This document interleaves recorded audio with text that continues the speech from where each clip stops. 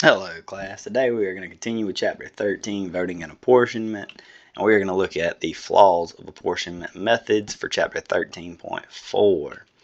Our objectives today are to understand and illustrate the Alabama paradox, understand and illustrate the population paradox, and understand and illustrate the new states paradox. We also want to understand Belinsky and Young's impossibility theorem. Now let's first look at the Alabama paradox.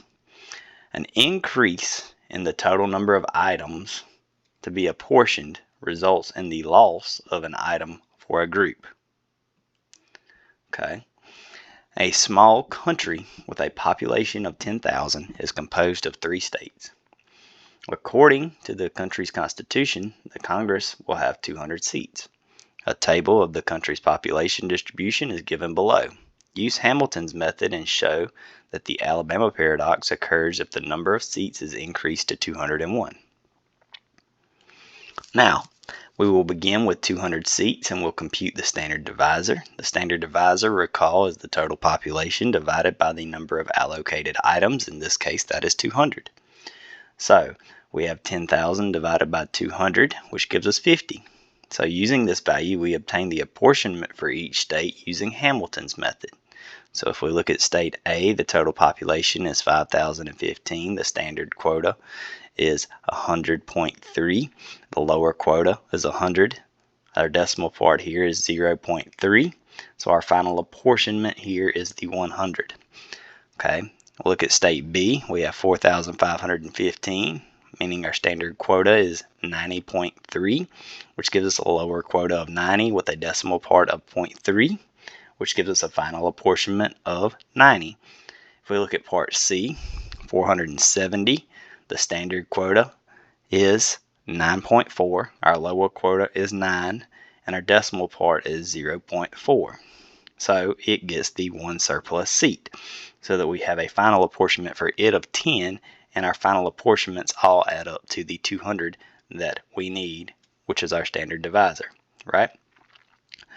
So, next, we find each state's apportionment with 201 congressional seats. Again, we compute the standard divisor. The standard divisor is the total population divided by the number of allocated items. In this case, it changes to 201. Okay, so now our standard divisor is 49.75. So we go through and we allocate accordingly. We take our population for state A, which is 5,015. We divide it by the 49.75. We get a standard quota of 100.80, which gives us a lower quota of 100 and a decimal part of 0.80.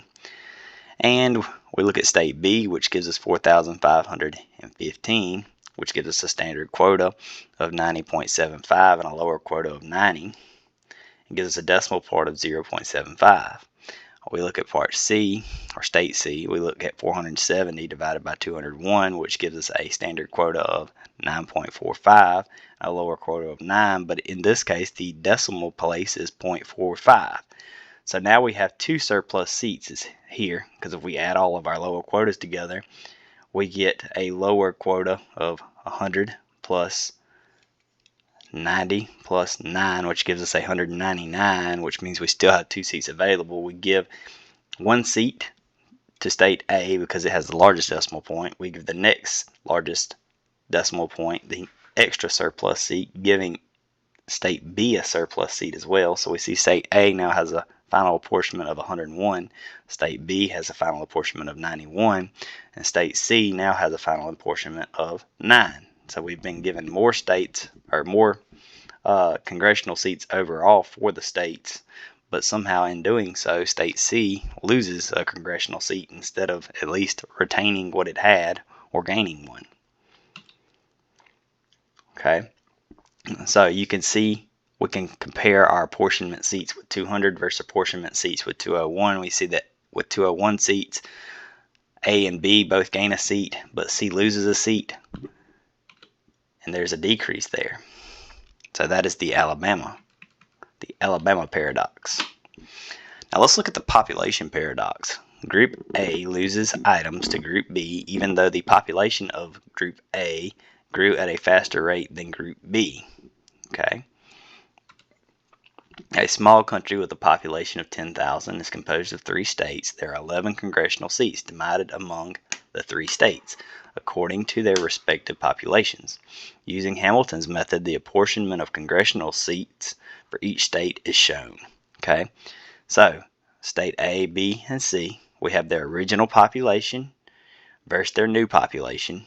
Okay, we can see our overall population has gone from 10,000 to 11,000, and each state has had an increase in population. For part A, we want to find the percent of increase in the population of each state. For part B, we want to use Hamilton's method to show that the population paradox occurs. Okay, so let's look at the percent increase for each state.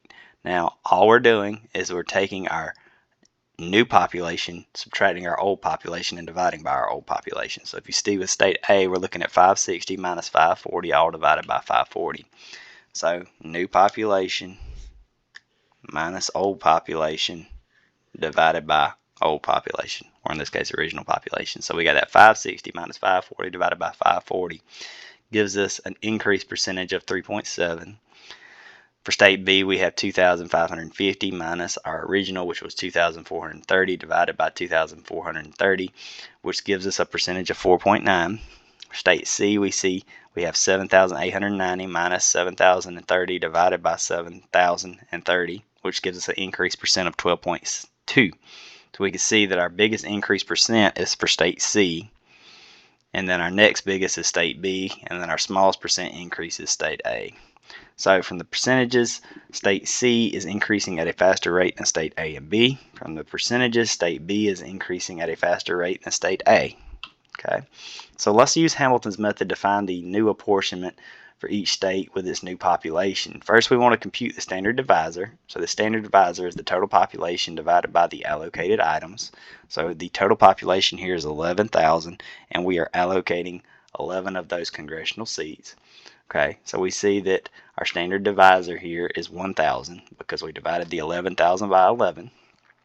Okay, now state A has a population of 560, so our standard quota is 0.56, our lower quota is 0, and our decimal part is 0.56. Okay, state B, 2,550, which gives us a standard quota of 2.55, a lower quota of 2. State C, 7,890, 7.9 or 7.89, which gives us a lower quota of 7. And we all can compare those decimal parts for each of those as well. Okay, what we see is we need to allocate 11 items here. So state B has a lower quota of 2, it gets allocated 2. State C has a lower quota of 7, it gets allocated 7. State A had a lower quota of 0, so it didn't get allocated anything. So we have a total allocation at this point of 9, but we need it to be 11. We're going to give the surplus seat to state A and state C. We'll go to state C first because it had the highest decimal point. We go to state A next because its decimal part here is bigger than state B's. Okay, so we have a final apportionment of 1, 2, and 8, which gives us that total final apportionment of 11. Now, the final apportionments are shown below. Even though state A now has a congressional seat, state B has lost a seat to state A. But recall, state B's population grew faster than state A's, and this is an example of the population paradox, because our original apportionment here was 0.38. Our new apportionment is 1.28. Okay, so you can go through and look at the original apportionment if you'd like, because we do have that original population. If you do calculate it out, that original apportionment comes to 0.38. Okay, what we see is A now gets a seat when it didn't have a seat before. B loses a seat to state A even though its population grew at a higher percentage than state A. So that is the population paradox. Let's look at the new states paradox. The addition of a new group changes the apportionment of the other groups. A school district has 2 high schools, East High and West High. The school district has a counseling staff of 48 counselors. The standard divisor is the total population, which in this case is 9,600, divided by the number of allocated items, which is 48. Okay, so there are 200 students per counselor. Okay, comparing East High to West High. Okay, now if we look at the quotas here, East High if we divide by that 200 or whatever, we see the standard quota is 8.44, so the lower quota is 8. West High, the standard quota is 39.56, so the lower quota is 39, which gives us a total apportionment of 47. We need a total apportionment of 48. If we look at it here, the West High has the higher decimal point, so we give that extra seat to West High, giving us the total of 48 that we need. Okay, suppose a new high school, North High, is added to the district with 1,448 more students. Using the standard divisor of 200, the district hires 7 counselors. Show that the new state's paradox occurs when the counselors are reapportioned. The new standard divisor is, so the total population now goes to 11,048 because we added that additional 1,448 more students, right? We now have 7 counselors or additional counselors in addition to that original 48 we had, right? Because it had 48 counselors. It's adding 7 more because it's adding this new school, right? It's hiring 7 more. So that 48 plus 7, that's where we get this 55 from. We now have 55 to allocate. We're allocating that 55 among that 11,048, which gives us a standard divisor of 200.87. Okay, if we go through here now and we look at the standard quota for each, we're now dividing by 200.87. So East High gets a lower quota of 8, West High gets a lower quota of 39, North High gets a lower quota of 7. Okay, but what we see here is with this division that we've done, East High now has the biggest decimal point instead of West High, because last time West High had the higher decimal point, but this time East High has the biggest decimal point. So we're going to give it the 1 surplus counselor that we are missing, so that now East High has a final apportionment of 9, West High has a final apportionment of 39, and North High has a final apportionment of 7, giving us the total final apportionment of 55. So before, North High, East High had 8 counselors and West High had 40. Now after we've added North High, East High added 1 counselor and West High lost 1 counselor. Hence the addition of another high school changed the apportionment of the other high schools, and this is an example of the new state's paradox. This brings us to Belinsky and Young's impossibility theorem. Is there an ideal apportionment method? No, there is no perfect apportionment method. Any apportionment method that does not violate the quota rule must produce paradoxes. And the apportionment method that does not produce paradoxes must violate the quota rule. So if you don't violate one, you violate the other. That's Belinsky and Young's impossibility theorem. And thus, we conclude Chapter 13.4. Please go on to conclude and finish up all of the associated work. If you have any questions, please don't hesitate to reach out and let me know. And maybe I will see y'all next time.